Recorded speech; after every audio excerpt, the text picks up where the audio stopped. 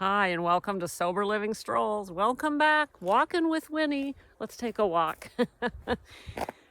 It's a beautiful day today, despite the chilliness. You know, I was thinking how nice it's going to be when we start walking in the spring. You and I. I'm going to walk right through spring and summer together. Maybe back into fall again, but I'd hate to think that far ahead. Listen, I got a good message for you today. Let's talk about a strategy you can use to deal with triggers in early sobriety.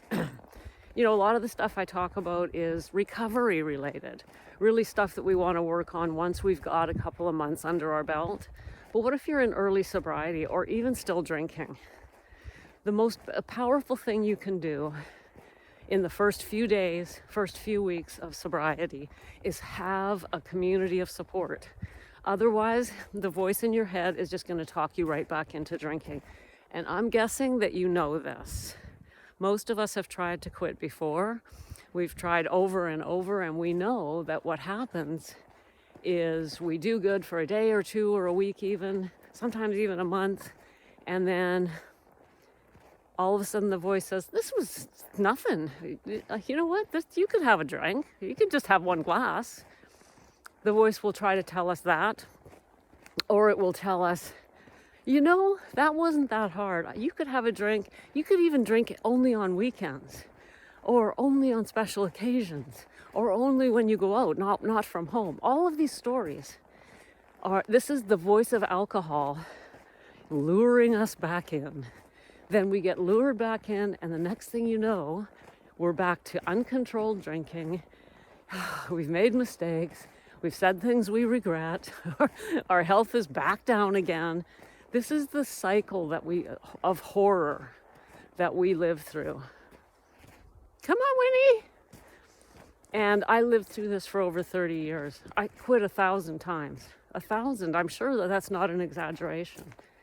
And failed and quit and failed and quit and failed. And it's so disheartening, so painful, such a waste of time. That the key to making it different this time is deciding to get others on board, get others involved. You're just wasting more time. And that voice is so tricky that it says to us, no, you're good, you're good.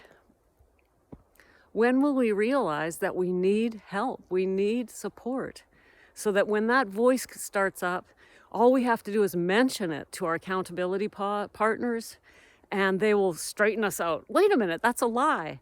Like recently, I had a woman, I think she was on day 5 or something of sobriety, and she found a bottle of wine hidden in a closet somewhere. And she told us about it, and the first thing I said, everyone agreed because we were in a group, was throw it out. And she's like, well, I'd hate to waste it. I'm like, that is the voice of alcohol lying to us. You've already spent the money on the alcohol. What's the difference if it goes down the drain or down your throat? The difference is it doesn't hurt the drain, right? So these are the types of lies that we can get sucked into if we don't have a voice of reason to help us in those moments. And alcohol is very, very tricky. So get the support you need, take that step, and make this happen once and for all. We've wasted enough time. See you next time. Thanks for walking with me.